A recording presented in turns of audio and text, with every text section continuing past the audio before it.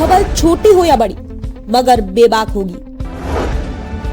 हर खबर पर होगी पैनी नजर। आप देख रहे हैं बिजनौर दस्तक। खबर लखनऊ से। मैं हूं आलोक त्यागी, हाजिर हूं इस खबर के साथ। मौलाना अनवारुल हक भारत गौरव सम्मान से सम्मानित। मौलाना ने समस्त राशि गरीबों को दान दी।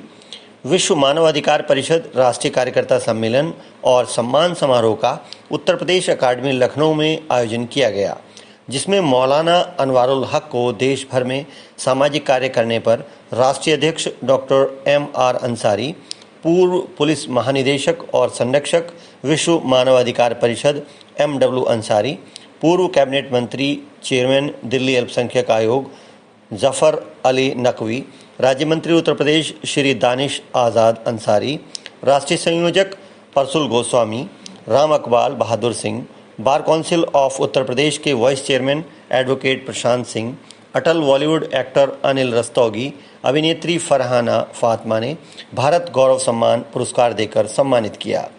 राष्ट्रीय कार्यकारी अध्यक्ष चेयरमैन राष्ट्रीय सलाहकार बोर्ड मौलाना अनवारुल हक ने कहा कि जन्म से ही सभी मनुष्यों का अधिकार है और वो बराबर का अधिकार है। सभी को अधिकारों के मामले में जन्मजात से समानता प्राप्त है। प्रत्येक व्यक्ति को बिना किसी भेदभाव के सभी प्रकार के अधिकार और स्वतंत्रता दी गई है। नस्ल, रंग, लिंग, भाषा, धर्म, राष्ट्रीयता, सामाजिक उत्पत्ति, संपत्ति, जन्म आदि जैसी बातों पर कोई भेदभाव नहीं किया जा सकता। उन्होंने मानवाधिकार परिषद की रिपोर्ट पेश करते हुए कहा कि हमने देश भर में हजारों गरीब परिवारों की मदद की, बेसहारा बच्चों की शिक्षा की व्यवस्था की तथा मासूम बच्चों को मजदूरी से छुटकारा दिलाया। देश की अलग अलग जेलों में हजारों निर्दोष कैदियों को ज़रूरत का सामान वितरित किया। जो निर्दोष जेलों में बंद हैं, जांच के बाद हजारों लोगों के मुकदमे लड़ने का कार्य किया जा रहा है। मौलाना अनवारुल हक ने अपने जनपदवासियों और अपने कार्यकर्ताओं का आभार जताकर पुरस्कार गरीबों के नाम किया। लखनऊ से डॉक्टर आफ्ताब नोमानी की रिपोर्ट। सर, एनुअल डे के मौके पर आज बड़ा प्रोग्राम हुआ। करीब 300 के करीब यहाँ पर अवार्ड्स आज दिए गए। कौन कौन से अधिकारी इसमें शामिल थे और क्या कहेंगे इस सवाल से? विश्व मानवाधिकार परिषद का राष्ट्रीय कार्यकर्ता सम्मेलन और अवार्ड समारोह का आज लखनऊ उर्दू अकेडमी में आयोजन किया गया, जिसमें देश के सभी प्रदेश के कार्यकर्ताओं ने भाग लिया, जिसमें उत्तर प्रदेश के राज्य मंत्री श्री दानिश आज़ाद अंसारी और Uttar Pradesh high court bar association के चेयरमैन और पूर्व पुलिस महानिदेशक M.W. अंसारी जी, पूर्व कैबिनेट मंत्री और पूर्व दिल्ली अल्पसंख्यक आयोग के चेयरमैन श्री जफर अली नकवी साहब और भी देश के अलग अलग बड़े बुद्धिजीवी लोगों ने इसके अंदर भाग लिया, जिन्होंने इस पूरे वर्ष में अच्छा कार्य करने का काम किया था, जिन्होंने गरीबों की मदद की, जो कि निर्दोष कैदियों का सहारा बने, जिन्होंने जेलों में कपड़े वितरित किए, जिन्होंने गंगा जमनी झंडे। टीम आपके साथ शाना बशाना खड़ी हुई नजर आएगी। चलिए खैर, अपनी बात शुरू करता हूं। मैं इसलिए जिंदा हूं कि मैं बोल रहा हूं। मैं इसलिए जिंदा हूं कि मैं बोल रहा हूं।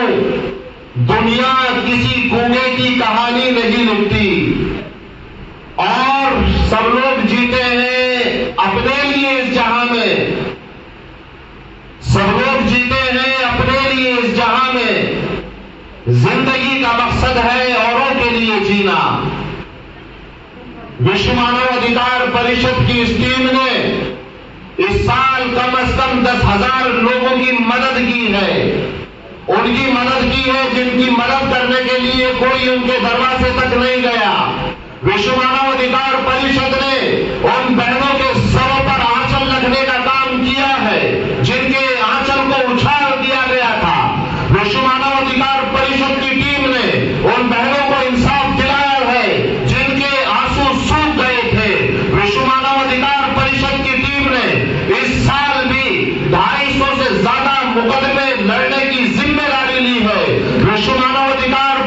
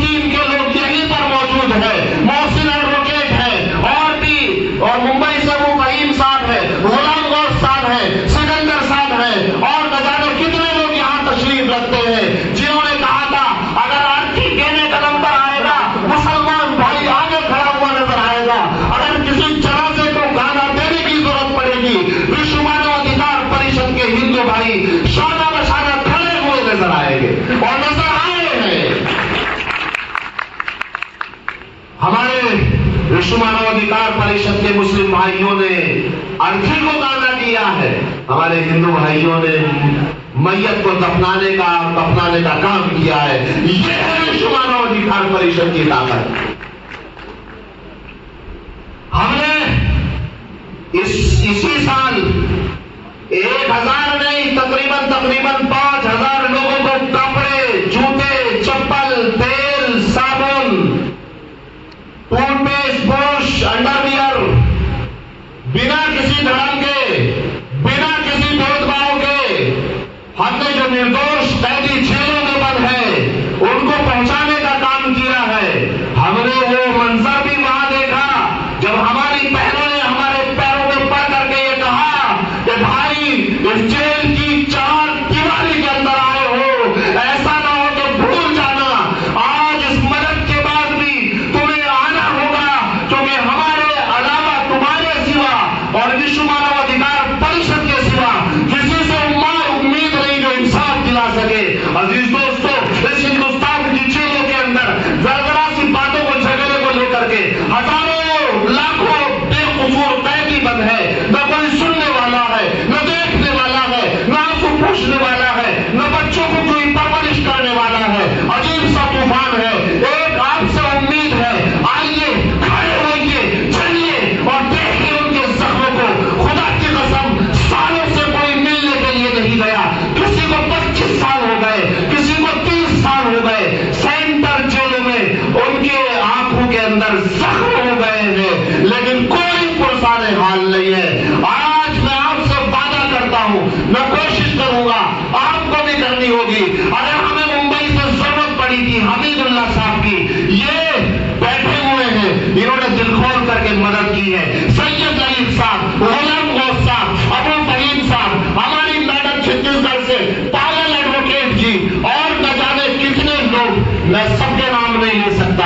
अब्दुल रहमान साहब आंध्र प्रदेश से, और भी बहुत सारे लोग हैं कि जिन्होंने, मौलाना अब्दुल समद साहब आंध्र प्रदेश से, एक आवाज के ऊपर जो कहा वो उन्होंने कर दिया। आपको भी करना होगा। हम इन कामों पर इतना बोझ छोड़ सकते हैं जितनी हमारी हिम्मत है। यकीन जानिए, हम उन बहनों से वादा करके आए हैं।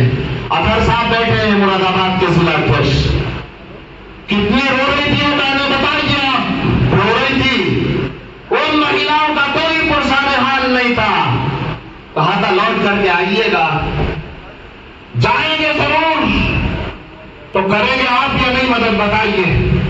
अगर जुबानी खर्च जमा करना है कोई बात नहीं, लेकिन आपको जान से, माल से, वक्त से, हर तरीके से साथ देना होगा। देंगे या नहीं देंगे, बताइए। देंगे भाई, देंगे। साथ देंगे। बाकी